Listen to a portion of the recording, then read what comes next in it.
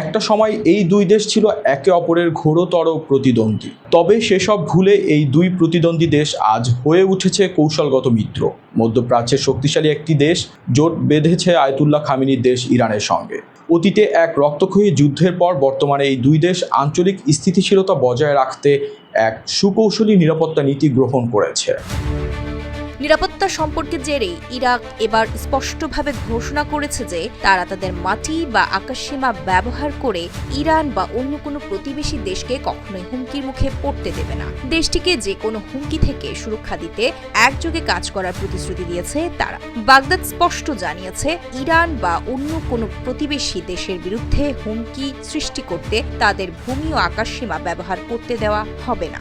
সোমবার তেহরানে ইরানের সর্বোচ্চ জাতীয় নিরাপত্তা পরিষদের সচিব আলী লারিজানির সঙ্গে এক যৌথ সংবাদ সম্মেলনে এই ঘোষণা দেন ইরাকের জাতীয় নিরাপত্তা উপদেষ্টা কাসিম আল আরাজি।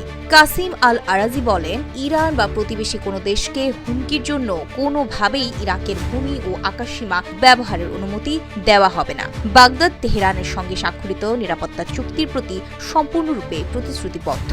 চলতি বছরই আন্তর্জাতিক পরিমণ্ডলের উত্তেজনা চরমে পৌঁছায় যখন গেল জুনে ইসরায়েল অতর্কিতভাবে তেহরানে সামরিক, পারমাণবিক ও বেসামরিক লক্ষ্যবস্তুতে হামলা চালায়। ফলে ইরানের শীর্ষ সামরিক কর্মকর্তা ও পরমাণু বিজ্ঞানী পর্যন্ত নিহত হন। ইরাক তখনই জাতিসংঘ নিরাপত্তা পরিষদে ইসরায়েলের বিরুদ্ধে একটি আনুষ্ঠানিক অভিযোগ দাখিল করে। অভিযোগে উল্লেখ করা হয় যে ইসরায়েল ইরাকের আকাশসীমা লঙ্ঘন করে ইরানে এই হামলা চালিয়েছে। ওই সময় ইরাক জানিয়েছিল যে তারা ইরানের বিরুদ্ধে আক্রমণের সময় ইরাকি আকাশসীমা লঙ্ঘনের নিন্দা জানিয়ে জাতিসংঘের নিরাপত্তা পরিষদে একটি আনুষ্ঠানিক অভিযোগ জমা দিয়েছে।